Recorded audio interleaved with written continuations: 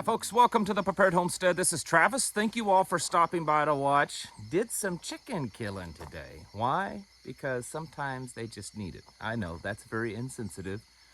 And to all of the tree-hugging PETA people probably didn't like that statement. But some friends of ours had a bunch of chickens that need to be butchered, and so us and a few other families went over and helped them do it, and it just got it done in so much faster time when you have lots of people helping you. And that's the way we do it. I mean, that's what community is about, folks. It's not just about, talking about what are we going to do when the duty hits the fan. Community is also working together now, helping each other out, put up a barn. The Amish got it right, how they do the barn raisings. You can go help each other with your garden, whatever it is. This is the kind of stuff that communities do. And I want to encourage you to all keep doing that. I also want to mention, while we're talking about communities, is the meeting that we host is happening this coming weekend. So it's actually a week from today, September 18th. A week from today, September 18th. If you have attended our meetings in the past, it is in the same place as we've always met before. The meeting starts officially at 2 p.m., but we open the doors at around 11 a.m., and we encourage people to come early just so that you can mingle and network and get to know each other. Very family-friendly event. We have a kids' corner where they can do crafts and play and stuff like that. We have a seed bank. And if you have seeds to donate from this year out of your garden, please bring them to that. We also have kind of an open market area. If you're a business and you want to set up and just kind of promote your business or sell a few items, you can do that. Encouraging people to use alternative currencies like silver and gold and stuff like that. We also have a sharing table. If you have a lot of produce out of your garden, you need to kind of share with other people or stuff like that. Books, clothes that don't fit anymore, you can bring them, put them on that table. And well, that's how things flow there.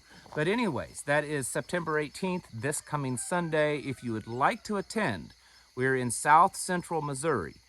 If you'd like to attend, you can shoot me an email at this email address popping up below, and I will get back with you, or my wife will get back with you on how to get there. So that's what's coming up soon. We have these every month, and there'll be probably 175, 200 people, maybe more, 250. It just depends, it kind of fluctuates every month. This month, though, before I forget, this month we are doing a silver raffle. I have a 1 ounce silver round. I have 2 1/4 ounce silver rounds, and I have 5 1/10 ounce silver rounds that we'll be raffling off. It's a $1 ticket to get your name in the hat, and then at some point in the meeting we will give those away. I want to talk about some news stuff. Sorry, been talking all day. We butchering chickens, and then all of us preppers sit around and we talk, and it's me and my voice kind of. Anyways. This is some important stuff. Let's kind of cut the funny stuff for a minute. This railroad strike thing is still a possibility. Part of the unions that were potentially striking have come to deals, but not all of them. There's still a couple of unions that have not come to some sort of deal, and they could potentially still go on strike this next week. I believe it's the 14th or the 16th. It's one of those 2 dates. The thing is these 2 unions that haven't come to a new deal for their contract, they're the biggest part of the railroad, okay? We're talking tens of thousands of employees with the railroad that could potentially, possibly go on strike. Now, the Biden administration has already tried to stop this a month or so ago. They, assigned some people to try to, hold this off, and we're here again on the verge of a strike. If this happens, and that's still an if, but if this happens, you can most assuredly guarantee that food prices are going to go up, that shipping costs are going to go up, that it's just, even I would guess that even immediately, because you know how these things go. It doesn't even have to immediately affect, it's like if, let's say if an oil refinery, catches on fire and blows up. Oil prices will go up immediately, even though the current oil at that moment is not being directly affected by it. It's because they know that it will be affected by it. So if this happens, it could just be one more thing that just kind of causes the whole system to start coming down even faster. Speaking of food, and this is not a big surprise, California, well, the drought out there is really hurting rice farmers. And I know we get a lot of rice from overseas, but this is pretty significant too, that 80% of the water has been cut off for rice farmers. And it doesn't look very good. In fact, most of the crops don't look very good. Some of them are slightly better than others, and some of them are only just slightly bad. But virtually none of the crops in the United States has done good as the last year or two or better. They're all at least a little bit less, and some of them are a lot less. And rice is one of them. This is just, should be more confirmation and should be more of what you need to motivate you to grow your own food, preserve your own food, stock your own food, whether it's stuff that comes out of your garden or that you bought at the store, because I strongly believe that, you know, it's going to start getting bad. And so far, and I'm not patting myself on the back, but so far over the past year or so, the things that I've thought were going to happen have pretty much happened. You know, the summertime, it was just worsening and worsening. Now we're getting ready to start into the fall. We're really close. I mean, for most of us, that's kind of what we're in now. And we're seeing things get a lot worse. Articles that I've seen that grocery store owners and stuff are actually having a worse time now keeping their shelves stocked than ever before. Over the past couple of years, it's worse now than it has been.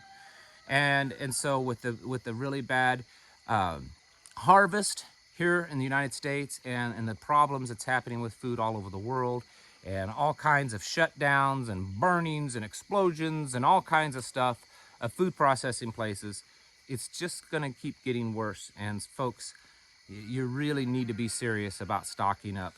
Try to put out a fall garden. A lot of you can still put out a fall garden or winter crops, depending on where you're at. I would certainly look into that and get that going. This is something that I've talked about a couple of times, but I want to mention it again because there's things that's changed with it, and I believe it's very important. Payment processor Visa has said Saturday that it plans to start separately categorizing sales at gun shops.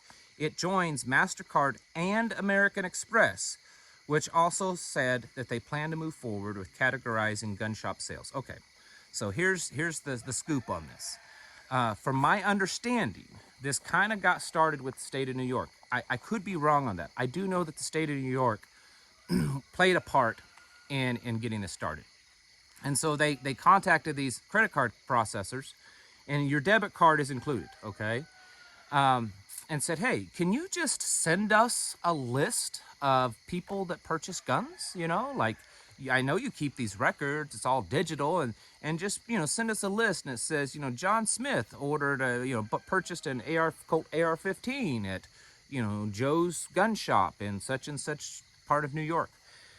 The credit card processor said, well, we don't actually categorize gun sales. They're just in the miscellaneous category. And so we don't really have a way of separating those, but we'll look into that. And that was really just a couple of weeks ago. And so already in a couple of weeks, credit card processors are saying, yeah, we can do this. And so in a sense, it is a gun list. It's not a gun registry, but it's a gun list. And it's going to show anyone that's purchased guns. If governments, the federal government, the local, state governments want to know, that most likely they will have access to that. And I know a lot of people are saying, well, there's already kind of a gun registry when you go in and you fill out the little form and they make the phone call and they determine whether you can buy a gun or not. Yes, but by law, they're not supposed to be able to have access to that. This would allow politicians easy access. All they got to do is call up the Visa, MasterCard, American Express, and oh yeah, we'll fax over, we'll email over, we'll send you over the full list. And so it makes it a whole lot easier. They don't have to go through any kind of, you know, process to get this. And it's going to show where you're buying them, who's buying them, what you bought. This is a bad deal, folks. This is one more, you know, I don't know where exactly this is going to end up, but I can tell you it's not going to end up in a good place where they have more access, because the people that are in charge of not just the federal government, But most, not all, but most state and local governments have really poor intentions when it comes to the Americans' rights and privileges and freedoms and gun ownership. All that, it doesn't go very well. I want to show you this letter here. I am not going to read it all. This was emailed to me by one of you listeners. And it looks very legitimate. There's a picture of the envelope that it came in. I'm not going to show you that. This is a letter from Antifa in Ohio. And it's being sent out, I don't know, to Democrats, Democratic voters, fellow Antifa members. I don't know. It goes on. It's stupid, but it is very threatening. And it talks about the North and the South and the old Civil War between the states, and that once again, it is a fight against, you know, liberals and conservatives like it was back then. And they're trying to, it makes it sound like that it's the militia of Antifa.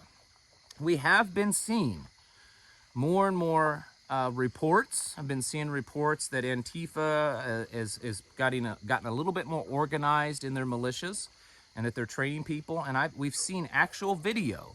In fact, it was just a week or two ago in Texas, and I'm trying to remember, I think it was Grapevine, Texas, but if I'm incorrect, someone please correct me. It was a drag queen show where children were invited in at a local eatery, and Antifa, fully armed, AR-15, sidearms, everything, was outside of this establishment protecting the establishment and the drag queens. And that is, the police were there and everything, and nothing was done. And which, according to the law, they had not actually broken the law. But the point is that, yes, Antifa is becoming much more militarized. You know, what we've seen in the past where they're just kind of punk kids out there throwing rocks and burning things, it does appear that they are becoming much more of a militia-trained type threat. Who knows if they're getting actual really good training from knowledgeable people. You know, a lot of people say, well, hey, no one in the military that would train them. I would argue differently, because since at least the Obama administration, they have been pushing much more far left people through the military. And so just because they've been in the military doesn't mean that they would not hold some kind of allegiance to these ideologies. The point is with this letter is that it's very threatening. Says in the end, says, remember, they are threatening violence towards us and our families, not us. They want it. Let's give it to them. If the day comes, millions of us in the large inner cities will work our way outward to help our compatriots in the suburbs, then in rural areas. Those eager to cross our southern border will be given immediate citizenship to help root strongholds such as Texas and Arizona. We shall purge our great country of these racist, traitorous remnants of the Confederacy once and for all. It's, I mean, in one hand, it's kind of funny, but in another hand, it's not. So I just wanted to point that out. Now, everything that I'm saying here, this one here is the one I wanted to clue in on, this news report. It's not related to anything else I've said. My opinion, it could be the more dangerous thing that's going on in the world in this very moment that we're aware of.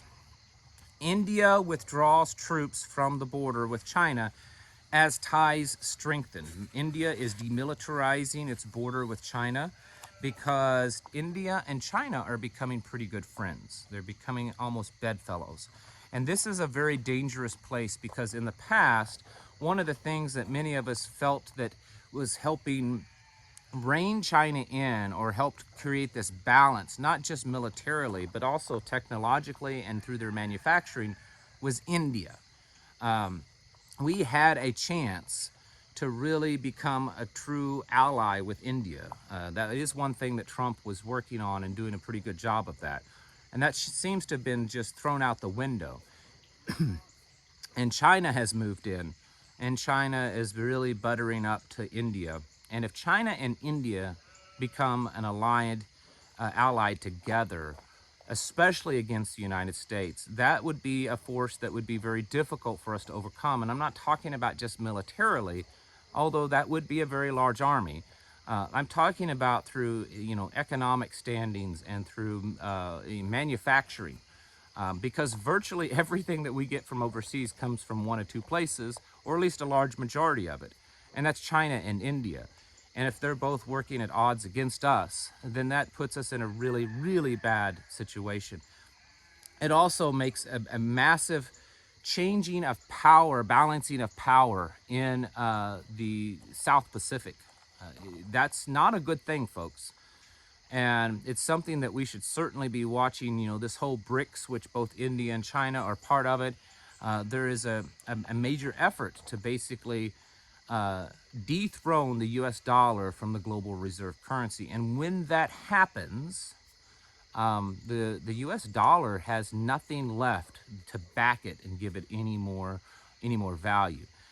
And I think that it's quite possible that's been done on purpose because Federal Reserve wants to have the digital dollar anyways. I don't know. The fact is that I think it's a very dangerous thing to see India and China working together instead of India trying to be that balance and be the threat that causes China to second guess itself and to think twice before doing anything. And now that's no longer going to be in play. The world is very much changing, just as much as the United States is. And so far, it doesn't look like really many of those changes are very good. That's why we continue to prepare. That's why we continue to stock up and to become more self-sufficient and to strengthen the abilities of our communities. Folks, get your houses in order. Prepare yourselves mentally, physically, and spiritually. Thank you for watching, and I'll catch you in the next video.